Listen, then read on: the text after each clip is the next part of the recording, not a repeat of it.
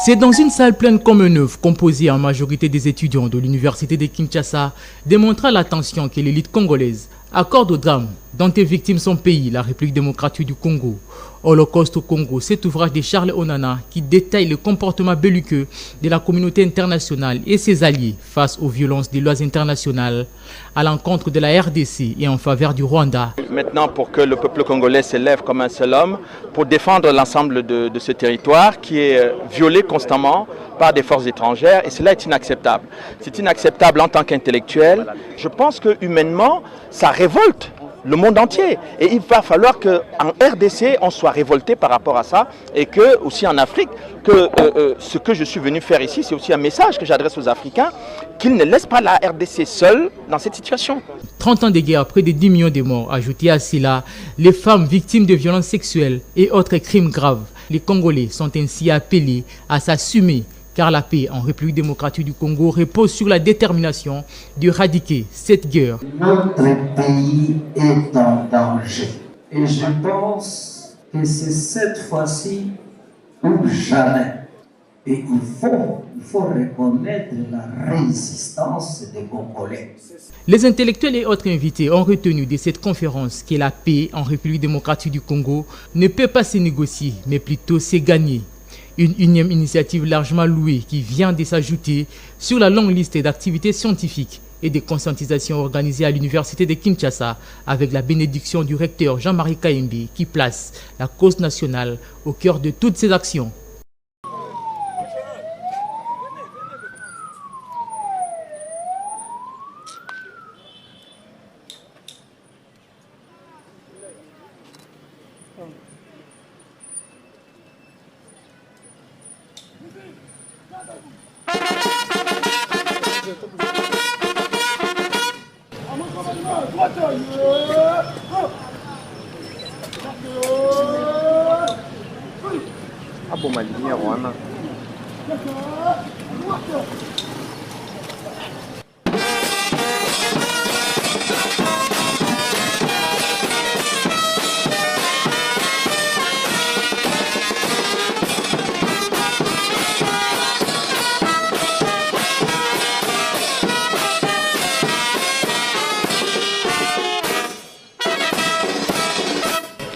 Bienvenue, M. Charles Onana, à l'occasion de la conférence débat organisée à l'université de Kinshasa, Holocauste au Congo et les raisons de la communauté internationale. Les éléments de la police universitaire sont rangés pour vous accueillir. La grande, les honneurs, le grand honneur, Mwamba, Bidouala.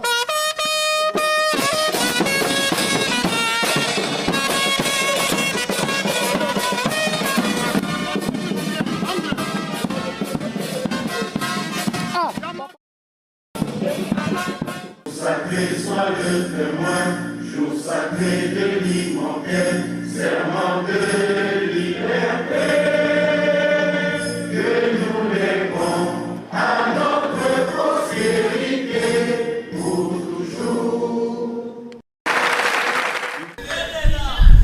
Alors, je remercie tous les officiels qui m'ont fait l'honneur, ils nous ont fait l'honneur de se déplacer. Je remercie évidemment le corps diplomatique ici présent. Je remercie évidemment monsieur le recteur de l'université qui a mouillé sa chemise pour que cet événement puisse avoir lieu. Je pense qu'il faut vraiment l'applaudir très fort.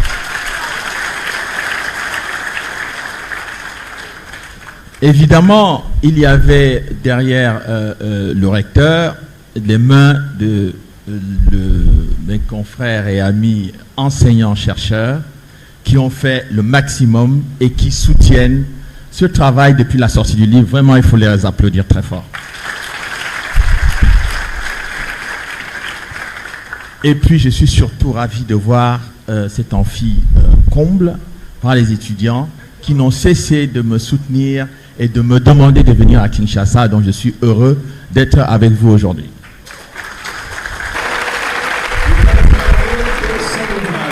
Alors, il y a quelqu'un que je ne peux pas ne pas remercier, même si certains savent déjà que c'est mon ami, mais il y a quelque chose qui nous lie depuis de très nombreuses années, c'est de travailler en quelque sorte dans la solitude et, je dirais, une certaine forme d'indifférence.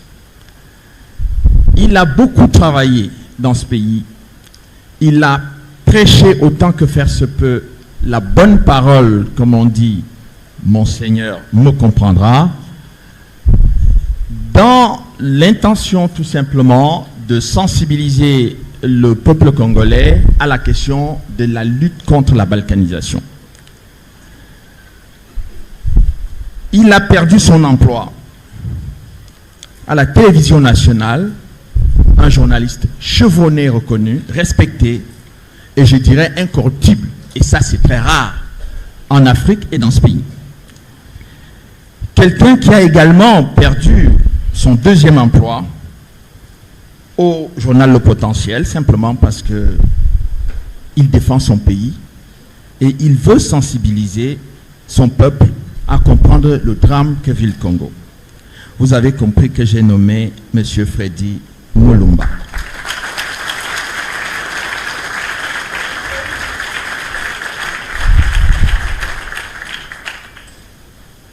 Alors,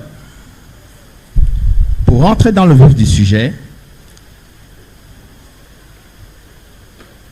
puisqu'on est à l'université et qu'il est toujours important d'expliquer et de partir de d'où on parle, de savoir d'où on parle, je tiens simplement à vous dire que je suis rentré dans le dossier de la région des Grands Lacs, je dirais par la grande porte.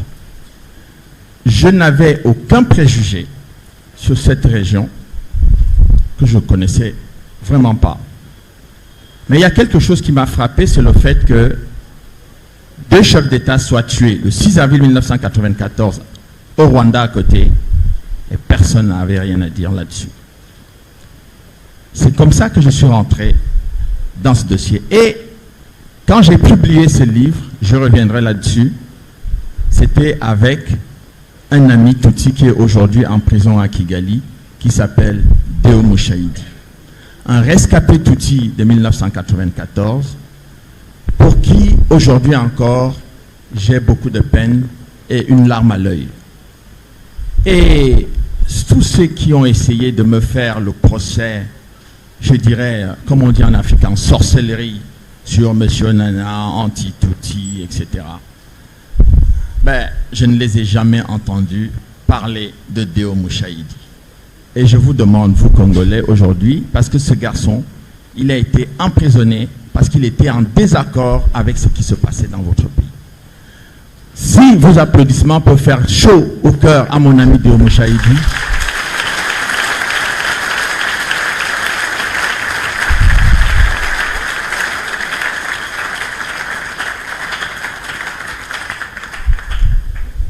je crois que si du fond de sa prison, il entend ces applaudissements, on aura déjà fait beaucoup pour lui. Alors, qu'est-ce qui se passe dans cette région?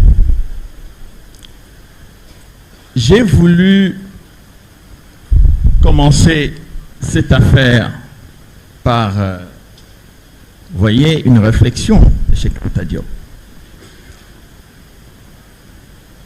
Cheikh Anta Diop était un grand physicien, chimiste, parce qu'il a fait ses études à Paris.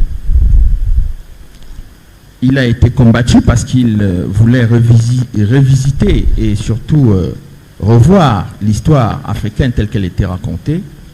Il a été combattu avec une férocité incroyable, alors qu'il était question d'un débat intellectuel et d'une confrontation intellectuelle. Confrontation d'idées ne doit pas amener à haïr quelqu'un, à le détester.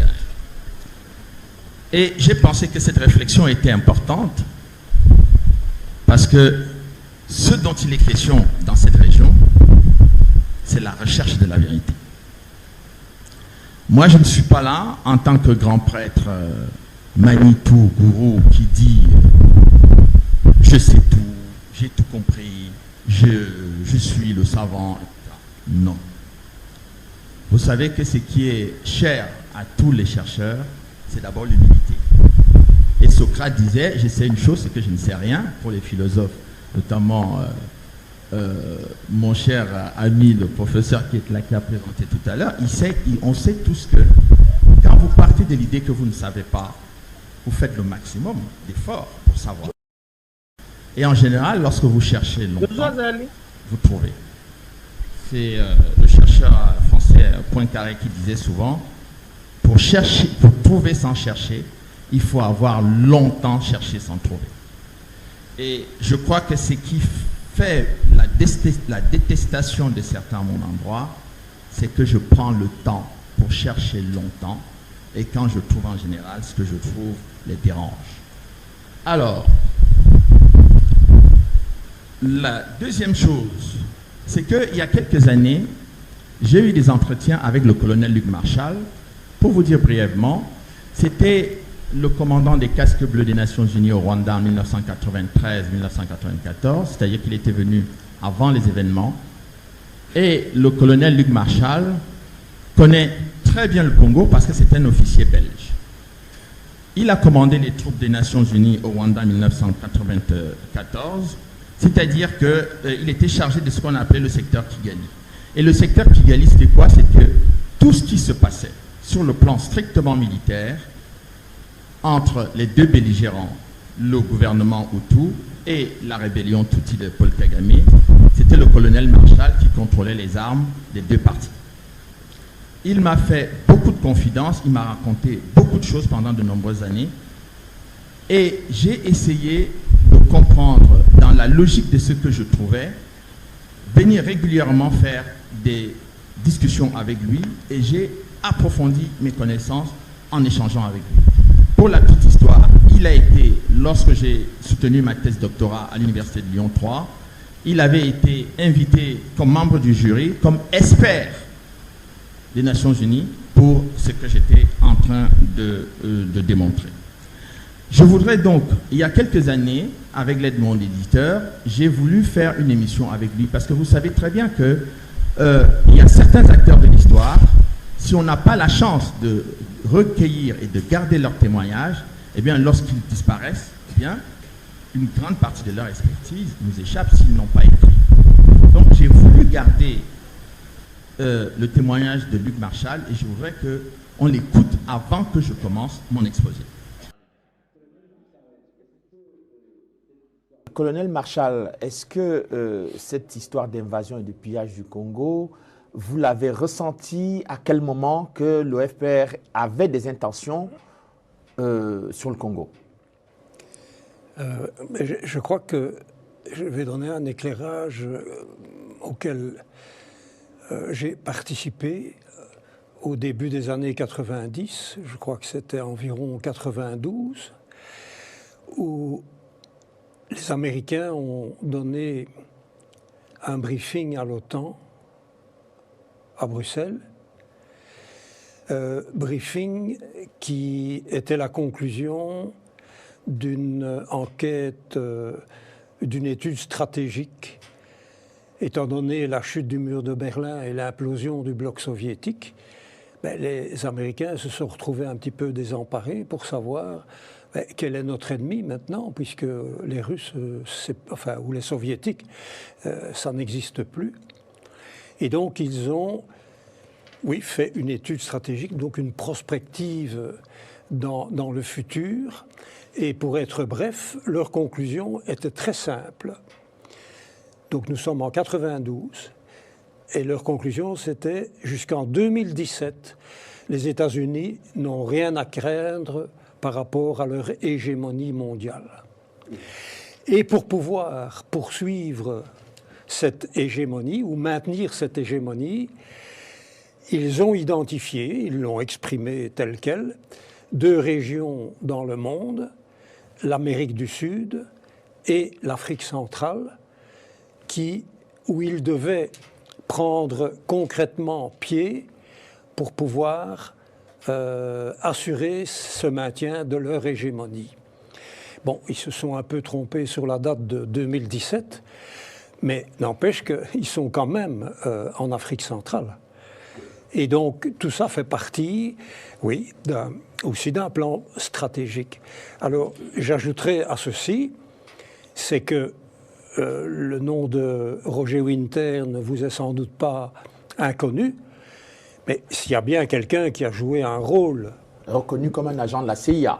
Oui, dans toute la succession de coups d'État qui ont eu lieu en Afrique, c'est Roger Winter.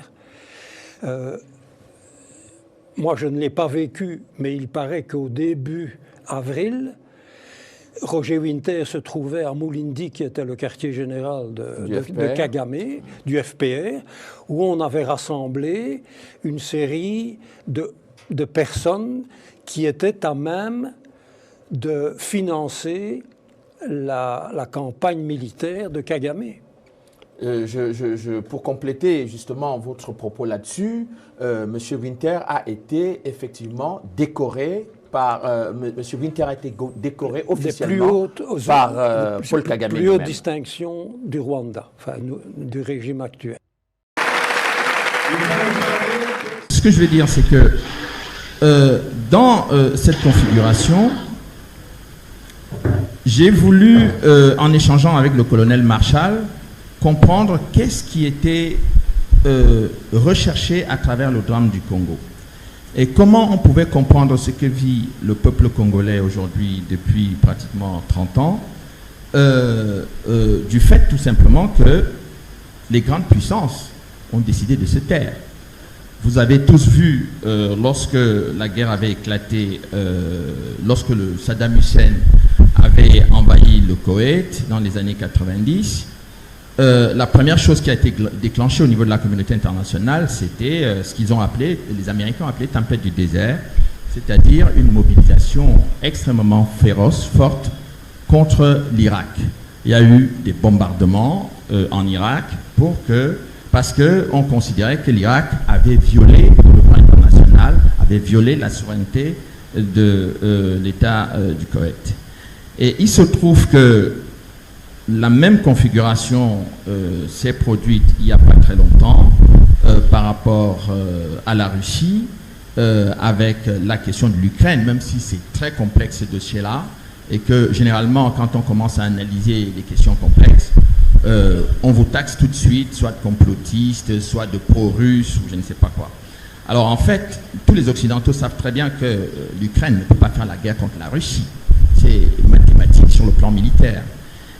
Mais néanmoins, on a quand même soutenu l'Ukraine en voulant qu'effectivement l'Ukraine puisse faire la guerre. Bon, alors évidemment, la question de l'Ukraine telle qu'elle est posée, eh bien, a toujours été un problème de débat à la fois au niveau international et au niveau médiatique.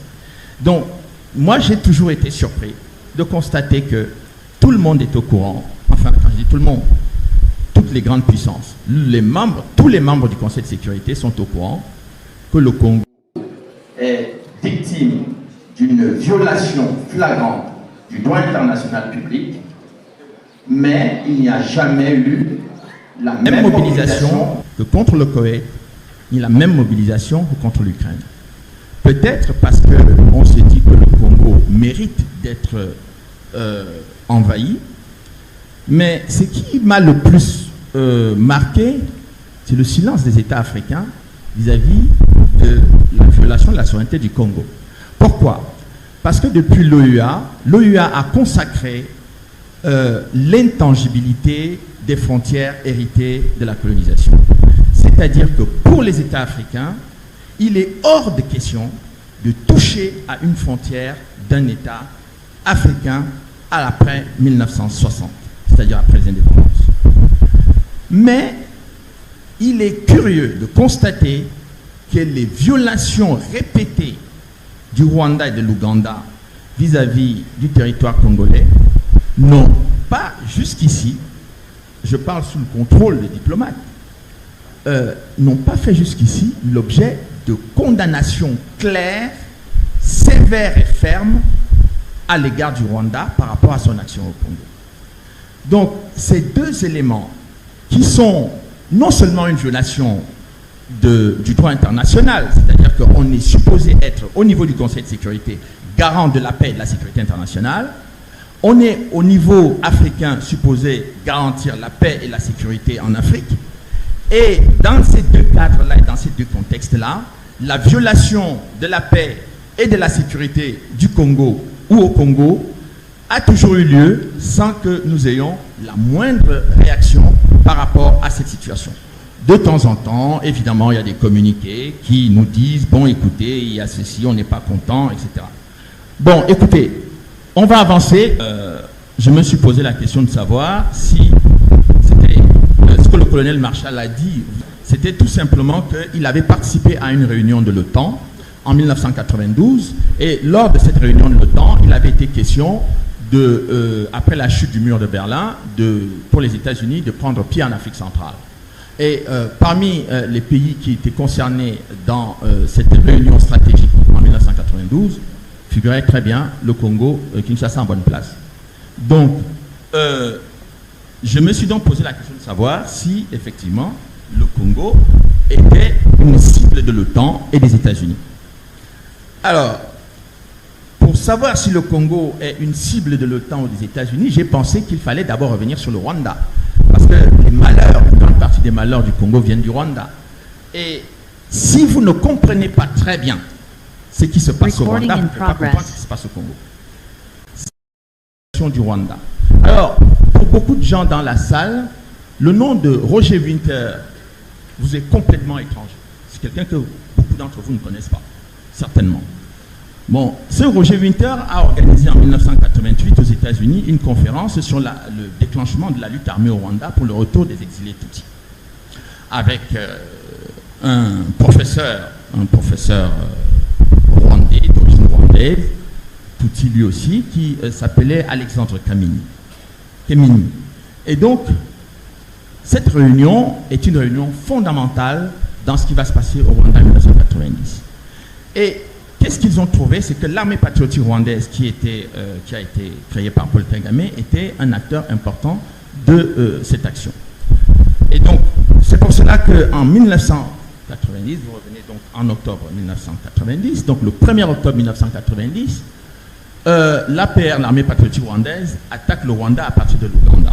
Évidemment, c'est à la suite d'une rencontre que le président Habyarimana a aux États-Unis, dans le cadre de l'UNICEF. Et le président Habyarimana avait demandé à Museveni, j'espère que vous n'allez pas abriter des rebelles qui vont attaquer mon pays. Monsieur Museveni lui a juré la main sur le cœur que lui, il ne participe pas à ce genre de choses et qu'il ne laissera pas faire ce genre de choses. Hélas, le 1er octobre 1990, le Rwanda a été attaqué. Les troupes venaient des États-Unis, de l'Ouganda. Paul Kagame, qui était en formation aux États-Unis à Fort Leavenworth, aux États-Unis, et qui était une structure gérée par le Pentagone, a quitté précipitamment les lieux.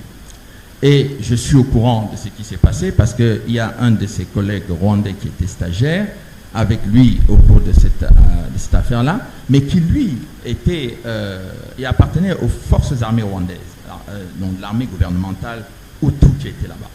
Mais lui, quand il participait à ce stage, il était venu avec son uniforme militaire d'officier supérieur du renseignement militaire de l'armée ougandaise. Donc, c'était en quelque sorte sur le papier un Ougandais.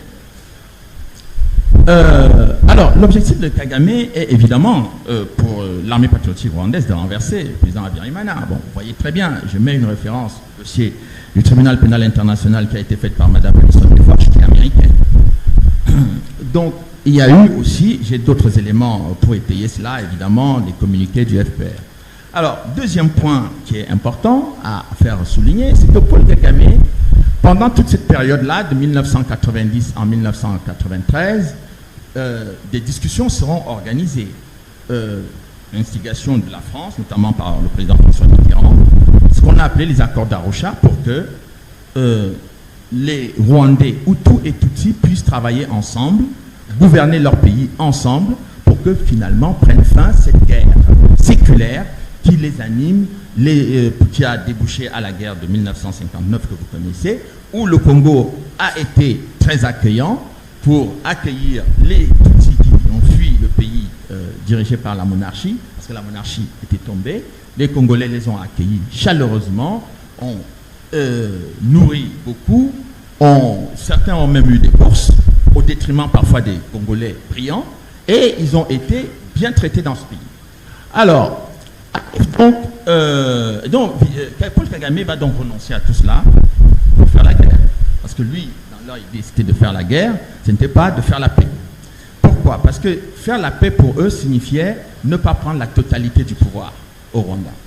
Et ce que l'armée patriotique rwandaise, donc qui était essentiellement composée de Tutsis, même s'il y avait quelques Hutus de service, comme les Hutus eux-mêmes disent, que nous, on nous a considérés comme des Hutus de service, eh bien, beaucoup, ils étaient en quelque sorte sous le commandement des Tutsis dont Paul Kagame avait la direction. Alors, et je vous demande aussi là de faire très attention. Parce que lorsque cette mobilisation est faite pour les accords d'Arusha, c'est pour faire la paix, vous vous souvenez que ça fait longtemps qu'on demande aux Congolais de discuter, de faire la paix, de faire des négociations, etc. Eh bien, Paul Kagame avait deux agendas. Il y avait l'agenda qui consistait à donner l'impression qu'il négocie, et il y avait l'agenda qui était de faire la guerre, où à chaque fois, ils avançaient leur pion sur le plan militaire, pendant que les partis adverses, c'est-à-dire la partie gouvernementale, étaient affaiblis militairement. Et j'ai eu toutes les confirmations avec des documents de la mission des Nations Unies au Rwanda pendant ces événements.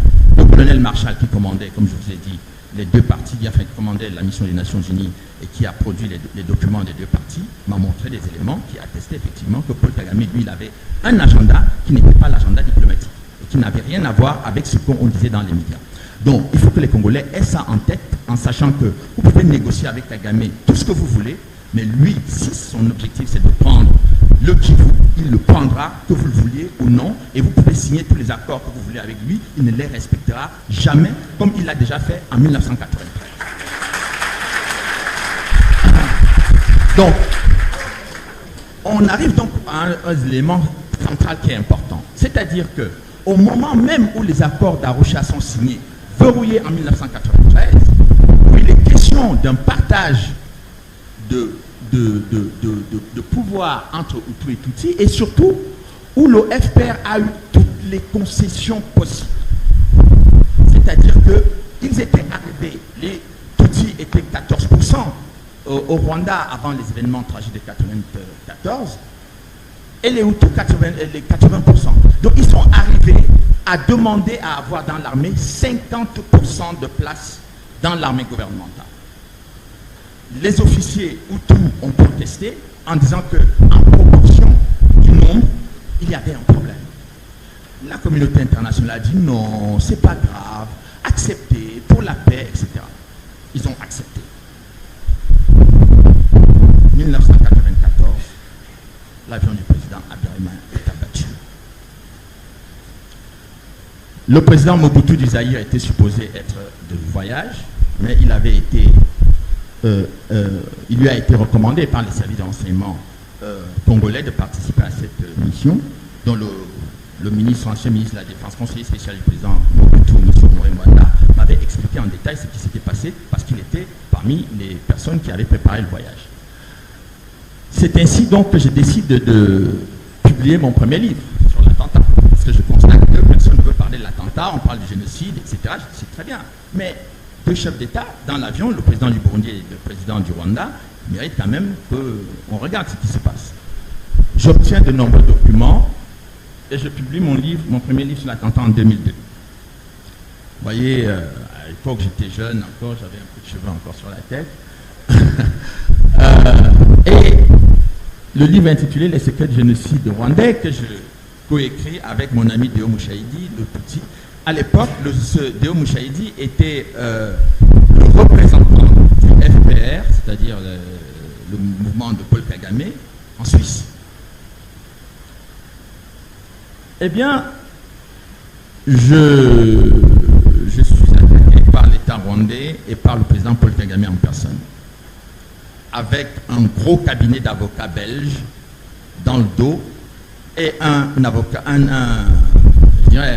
cabinet d'avocats français. Bon, Maître Vergès voulait me défendre à l'époque, j'ai refusé. Il était passé par le professeur Bernard Debré, mais il dit qu'il voulait me défendre bénévolement. J'ai dit non, je ne suis pas là pour faire de l'esbrouf. Mon objectif, ce n'est pas de passer devant les caméras en disant « Monsieur Onana est défendu par Maître Vergès, ça ne m'intéresse pas, je veux gagner mon procès ». Et je décide donc de prendre un petit avocat togolais qui était secrétaire de la conférence à Paris. On monte le dossier, on prépare, fournit 4000 documents de preuve et j'ai parmi mes témoins le colonel Luc Marshall qui était le commandant de la force des Nations Unies au Rwanda. 2 jours avant la tenue du procès, Paul Kagame et son avocat envoient une lettre de désistement et de l'État rwandais et de Paul Kagame lui-même.